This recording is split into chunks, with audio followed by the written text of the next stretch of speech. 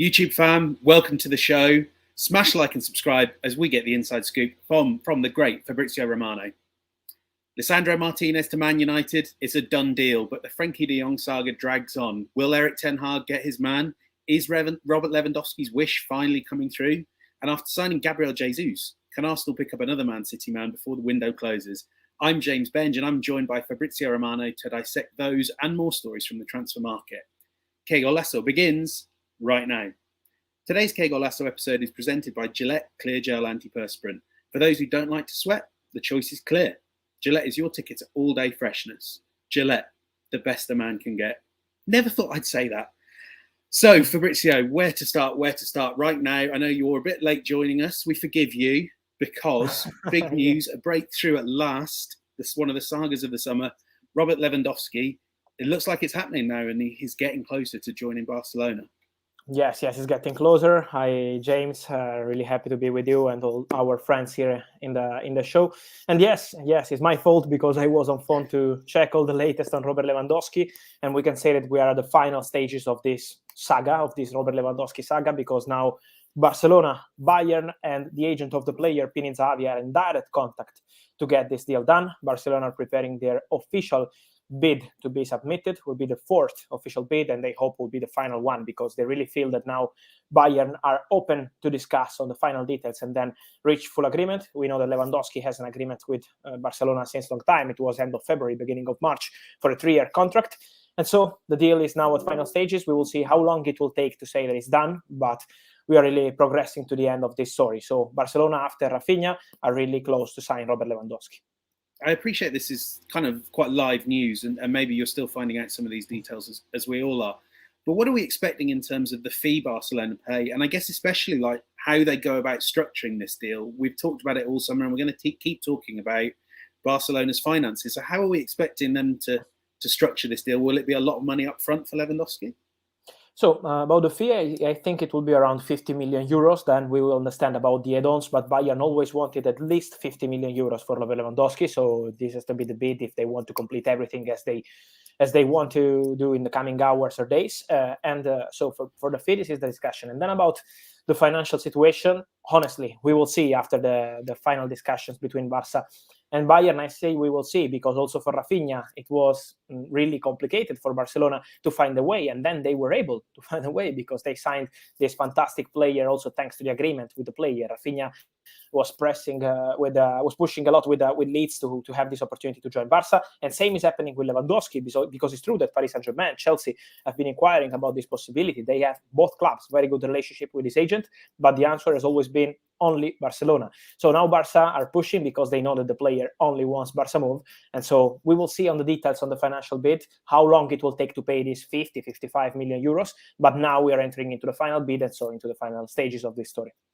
Yeah, so I mean, it's really interesting the power that Barcelona hold over these players. I mean, I'm talking about Rafinha there. I remember speaking to people who knew those in the Leeds dressing room, and all through, even before the season was over, everyone knew that this is what Rafinha wanted. This was the club of his heart, getting to Barcelona, and the Premier League teams didn't really stand a chance once the money was there.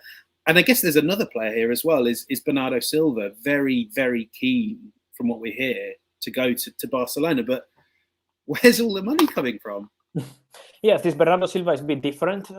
First point, his agent is Jorge Mendes, and the relationship between Mendes and Barcelona and the president of Barcelona, Juan Laporta, is fantastic. And so this is why Barca are pushing for Bernardo. But let me say that it's not something like imminent. The Bernardo Silva deal will take some time. And in this case, you mentioned Rafinha. It's the same with Lewandowski. So the players in these cases are pushing to leave the club.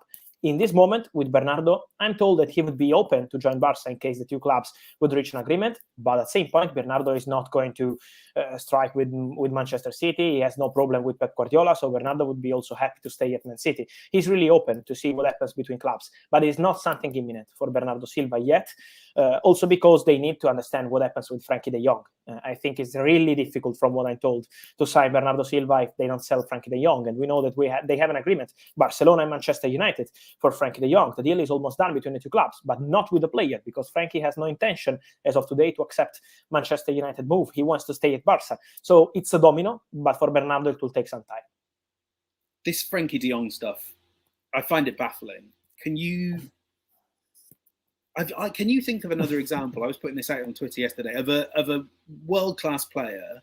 I think, we'll debate that, but a top quality player, young player, good player, that a team is so desperate to get rid of when he doesn't want to go. It's so strange, isn't it, this deal? Yes, it's so strange. And my personal opinion, I agree with you. And my personal opinion is Frenkie doesn't deserve this. Also because he had many possibilities with top clubs to join when then he decided to join Barcelona.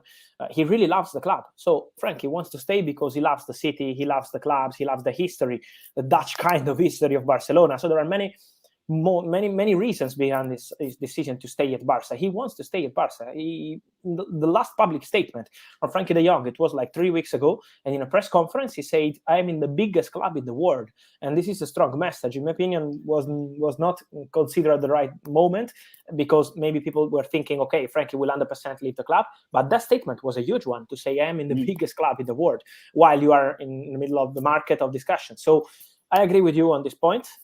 Why? Because Barcelona can't pay his salary at the moment. His salary is a big problem. It's not just about the fee, because of course they would receive 85 million euros, 75 guaranteed and 10 million euros in add-ons.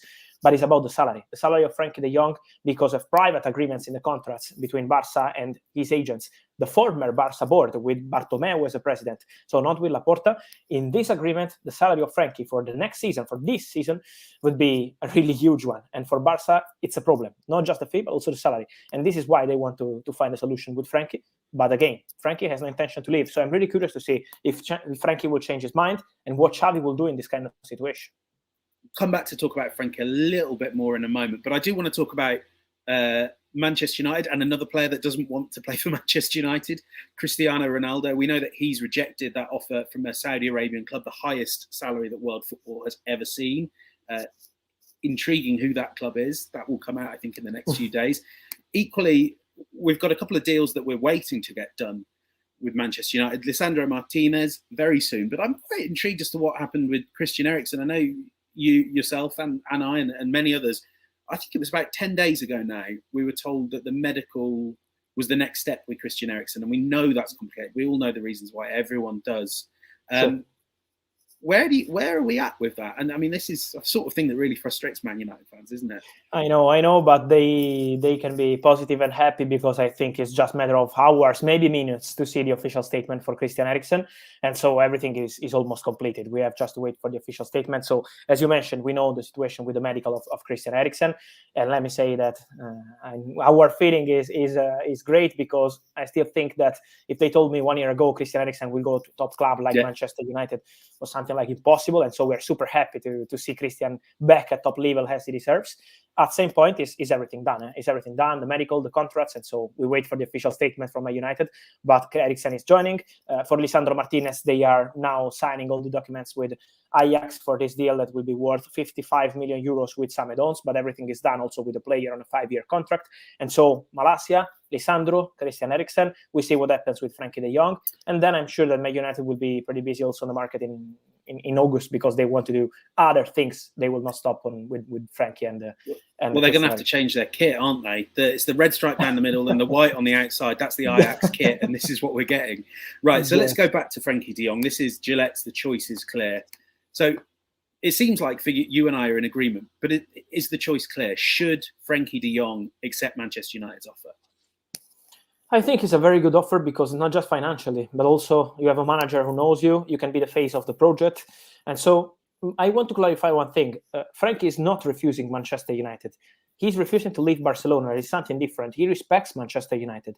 So the point is not Man United or this kind of stories. It's about Barca. He wants to continue at Barca. He wants to play for Barca, and he loves the city. He bought a new house few weeks ago in Barcelona. So he just wants to stay. This is the point. But my opinion is pretty clear. The Manchester United proposal is a very good one, and you have Erik ten Hag. You have the chance to play in the Premier League, the best league in the world. So it's a very, very good one. But I know that Frenkie really loves Barcelona. Was his dream to play for Barca. So I understand his position, honestly. I completely agree. And I think it's probably worth us reminding, I'm sure this is Fabrizio on YouTube. There's going to be clubs watching this as well. I think it's important that kind of these clubs understand, and maybe that Barcelona are reminded, they committed to paying Frenkie De Jong and giving him this contract. he doesn't want to leave. He is allowed to just stay, and everything we sort of read about in the Spanish press about him does sort of seem like he's being told to do things, and Barcelona are not keep sticking to their promises. And I think it's really important. And that's why I hope Frenkie stays and makes the point. Look, he's made every Barcelona player made cutbacks because of COVID. They made sacrifices, but when Barcelona are spending a lot of money on Lewandowski, they've already got a 33-year-old striker who used to play well in the Bundesliga. When they're signing Rafinha, like Frenkie De Jong's entitled to get paid. Anyway, we're going to come on. I know we're going to have a lot of viewers who want to hear about Arsenal, aren't we? Based on the two of us, you know better than me. I can ask you if you want. No, it's true. You are the man. You are the man with Arsenal. Look, the soccer calendar knows no breaks, so it's always be all systems go on Qué Golazo. Staying on top of the global game is an all-day gig. Then there's the added stress of being a helplessly loyal fan who obsesses over every minor detail concerning my club. Throw in on top of that the studio lights, the public speaking, the breaking news. It's a recipe for perspiration. Nuh-uh, not for yours truly. Fortunately for me, sweat and bad odours are two things that I never have to worry about. Thanks to the long-lasting power of Gillette Clear Gel Antiperspirant, I can get on with my day, which mainly involves staying on top of the latest politics news and telling myself it's strictly for work purposes without breaking a sweat. Gillette Clear Gel Antiperspirant goes on without any with an anti-white mark formula and protects your nostrils from those nasty under armpit smells while giving you 72-hour sweat protection. If you want all-day freshness, the choice is clear. Gillette Clear Gel Antiperspirant is a tap-in. Get your Gillette Clear Gel Antiperspirant at a store near you. Right, Arsenal. Everyone wants to know. Oleksandr Zinchenko. Let's check notes here. Bid hasn't gone in yet. City ready to sell. 30, 35 million? That your 35, I think. Yes, this is what they want. And yes. Work in progress. Arsenal preparing this bid. They would be really happy to sign him, and I think it's a smart signing, honestly, for Arsenal. So very good player, very smart player, very versatile player. So it would be a really good one. This is what they wanted to do with Lisandro, because Lisandro Martinez was a top target for Arsenal. They wanted him because he can play a centre back, left back, so it could be an opportunity in many different positions. And this is what they want to do with Zinchenko. They know that he could be really useful in many different positions. So the bid is coming. I'm told that the player is now open to leave Manchester City. A few weeks ago, he wanted to stay. He wanted to continue at Man City at all costs, but now he understood that Man City are open to letting go, to go for Cucurella then. So it's a domino also in this case, with Cucurella to be the top target for Man City in case Zinchenko leaves. And so let's wait a bit, but I think this is a priority for Arsenal. Sergio Gomez, this Spanish left back, is the backup option for Arsenal in the list. He's playing for Anderlecht. He's a good player, but the priority is Zinchenko. He's really good, and he does provide that versatility, but more in terms of playing higher up the pitch. Ricky B's asked us a question. Any info on Arsenal striker targets? Now, I remember you saying to Luis recently, we all know that they bowed out of the Rafinha chase when Chelsea's offer was accepted. It all got a little bit too expensive, was the conclusion.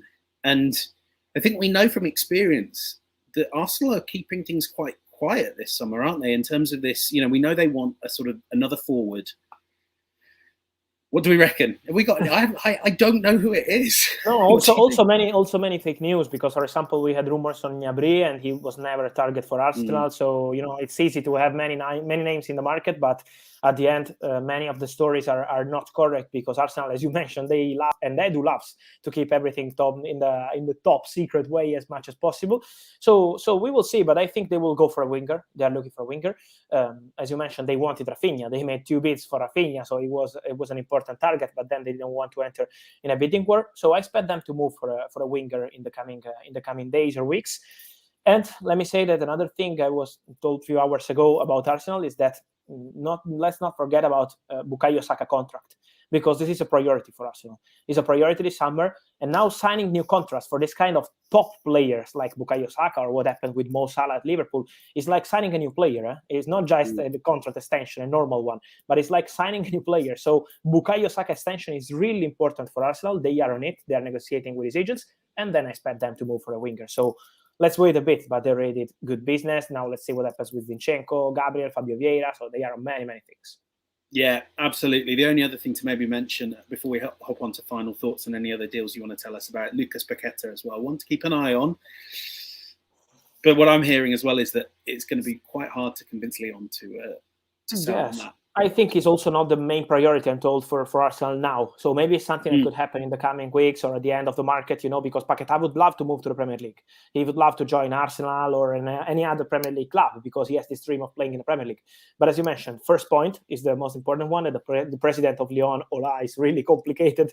And so it's not going to be easy to negotiate for some figures I see around 50, 55. I think that less than 65, 70 million is going to be really complicated for Paquetá.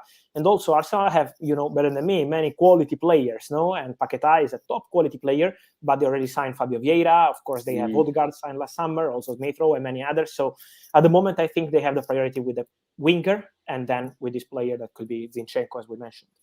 And that change in ownership as well will impact Lyon. Fab, before we let you go, I know you're very busy, especially right now.